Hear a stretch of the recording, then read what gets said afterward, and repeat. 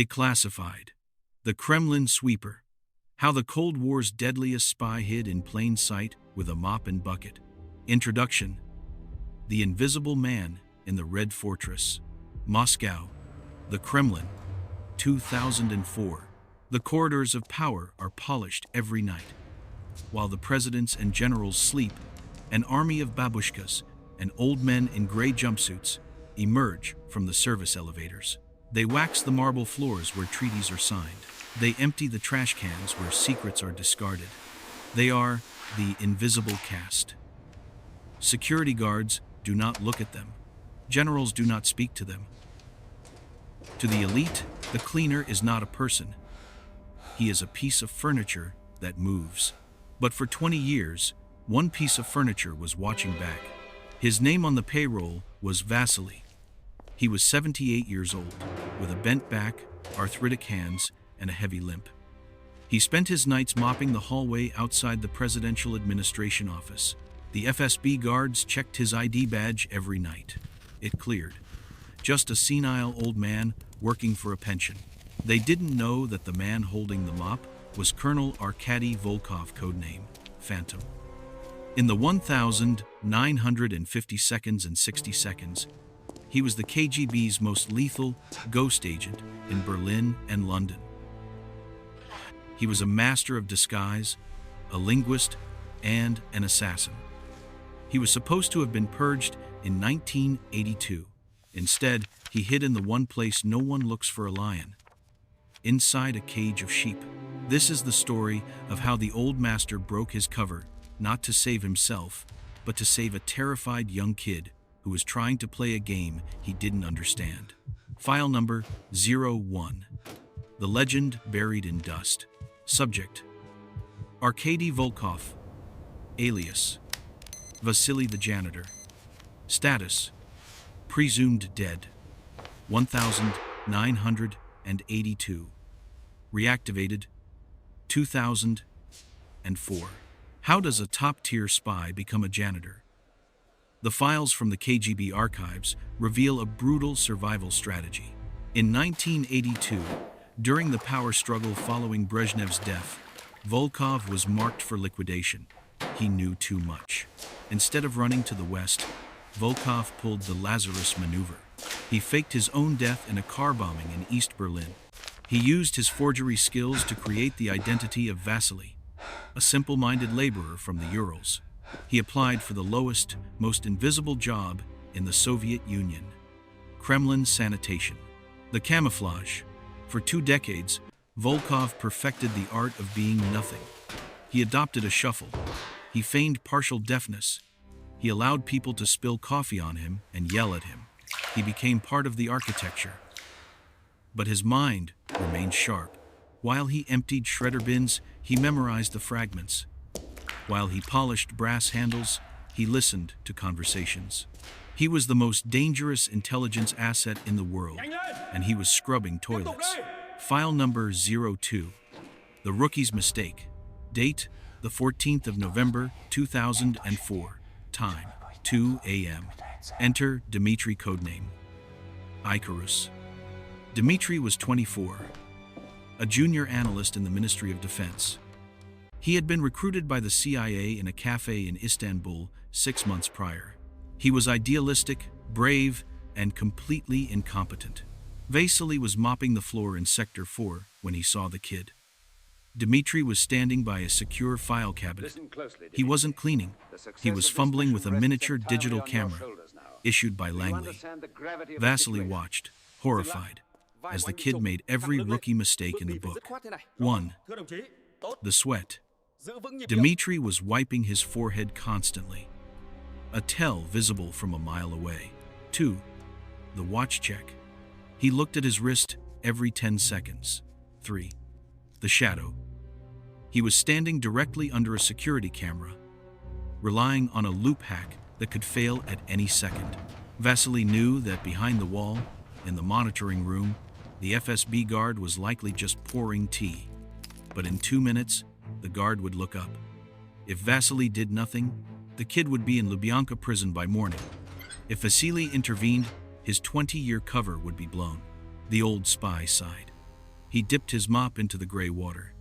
He shuffled toward the kid, making a loud, wet slapping sound with the mop on the marble. File number 03, the intervention. Dmitri jumped out of his skin. He shoved the camera into his pocket and spun around. He saw an old janitor staring at him with watery, blue eyes. Dmitri trembled. I was just looking for the bathroom. Vasily didn't blink. He moved closer, the smell of bleach and old tobacco radiating from him. When he spoke, the senile slur was gone. His voice was steel. The bathroom is down the hall, Lieutenant. But the camera in your pocket? The lens is still extended. It will tear the lining of your suit, and the infrared sensor above your head can see the heat signature of your fear. Dmitri froze. Vasily stepped forward and aggressively shoved his mop bucket into Dmitri's legs, knocking him off balance and out of the camera's view. Kneel, Vasily hissed. Pretend to help me clean this spill. Now, a second later, the heavy boots of a guard echoed down the hall. The guard looked around the corner. He saw a clumsy analyst helping an old man clean up a water spill. Move along, the guard barked. Dmitri scrambled away. Vasily stayed on his knees, scrubbing. But as Dmitri passed, Vasily whispered one word in English, a language a Russian janitor shouldn't know. Midnight. The boiler room. File number 04. The School of Shadows.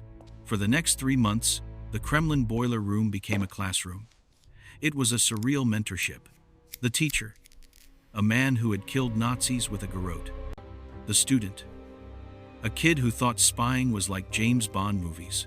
Vasily realized the CIA was running Dmitri too hard. They were treating him like a disposable tissue.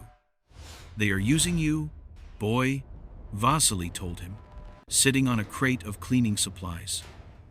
They want the intel. They don't care if you burn. I care. Because you remind me of my son. Lesson 1. The Art of the Gray Man. Vasily taught Dmitri how to walk. You walk like a soldier, chest out, purposeful. You draw the eye. You must walk like dust, shoulders slumped, eyes down, irregular pace, be boring. Lesson 2. Analog versus digital. Dmitri relied on tech. Vasily taught him physics. Don't email the files, Vasily scolded. The network is sniffed. Use the trash. Vasily taught him how to mark a specific trash can in the men's room with a piece of gum. Dmitri would drop the flash drive into a hollowed-out marker pen and toss it in the bin. Vasily, in his rounds, would collect the trash, retrieve the pen, and move it to a clean drop point outside the Kremlin walls. The janitor became the courier. Lesson 3. The master key. Vasily showed Dmitri his keyring. It looked like a janitor's jumble. This key, Vasily pointed to a rusted iron key, opens the service hatch to the server room. The FSB locks the front door with biometrics. They lock the back door with a $5 padlock because only the janitor uses it. File number 05. The Impossible Heist. February 2005. The crisis point arrived. The CIA demanded the Poseidon schematics, the plans for a new autonomous nuclear torpedo. The files were on an air-gapped terminal in the minister's private office. It was a suicide mission. There were pressure sensors on the floor, laser grids. Dmitri was ready to refuse. He was terrified. Vasily looked at the kid. He saw the fear, but he also saw the resolve. We do it tonight, Vasily said. But we do it my way. The plan. Vasily didn't hack the lasers. He didn't disable the sensors. He used cleaning protocols. Every Tuesday, the floors in the minister's office were stripped and waxed. It was the only time the sensors were deactivated for 30 minutes to allow the cleaning crew, Vasily, to work. Vasily smuggled Dmitri inside the industrial floor buffer machine. It was a tight squeeze. Dmitri curled up inside the hollowed-out water tank of the massive machine. Vasily pushed the machine past the guards. Heavy tonight, Vasily? The guard joked. Old age makes everything heavy. Vasily grunted. Inside the office, Vasily opened the machine. Dmitri crawled out, gasping for air. "You have 4 minutes," Vasily said, pouring wax on the floor to mask their footprints. File number 06. The trap. Dmitri got the files. He plugged the drive into the terminal. The download bar crawled. 10%, 50%, 90%. Then, the door chimed. It wasn't a guard. It was the head of Kremlin security, a surprise inspection. There was no time to get back in the machine. Vasily looked at Dmitri. He looked at the window, too high. He looked at the vent, too small. He looked at the floor buffer. The old spy smiled. A sad, tired smile. He handed his mop to Dmitri. "Take the jacket," Vasily ordered. "Put on my jumpsuit. Pull the hat low." "Vasily, no. I am 80 years old, Dmitri. I have lived 10 lives. You haven't lived one yet. Go." Vasily shoved Dmitri toward the service exit. Then, Vasily did something he hadn't done in 20 years. He stood up straight. The arthritis seemed to vanish. He rolled his shoulders back. He reached into his cleaning cart and pulled out a silenced Makarov pistol that had been taped under the bucket for 2 decades. He wasn't Vasily the janitor anymore. He was the Phantom. File number 07, the last stand. When the security chief entered the room, he didn't find a trembling mole. He found an old man in an undershirt, sitting in the minister's chair, smoking one of the minister's Cuban cigars. The gun lay on the desk. "Who the hell are you?" the chief screamed, reaching for his weapon. Vasily took a long drag of the cigar. "I am the dust you forgot to sweep," Vasily said calmly. "And you are late." The alarm triggered. Down in the service elevator, a janitor with a hat pulled low, Dmitri, walked past the checkpoint. He was crying, but he kept his head down. He walked like a gray man. He walked like dust. He walked right out the Spassky gate and into the Moscow night. Upstairs, the room exploded in gunfire. The official report says the intruder fired 3 shots, disabling 2 guards before being neutralized. He didn't have any ID. His fingerprints had been burned off with acid years ago. Conclusion: the empty closet. Dmitri made it to London. The Poseidon files exposed a massive breach in naval treaties. He never worked in intelligence again.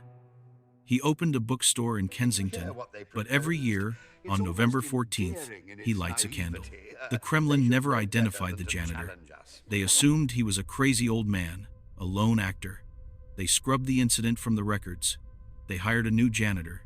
But the old-timers in the Kremlin security detail tell a story. They say that sometimes, late at night, in the Sector 4 hallway, you can still hear the rhythmic slap, slap, slap of a wet mop. And if you look closely at the floor, it's cleaner than it has any right to be. The legacy of the cleaner. Vasily proved that, in the world of high-tech surveillance, the greatest camouflage is human arrogance. We don't see the people who serve us, and because we don't see them, they see everything.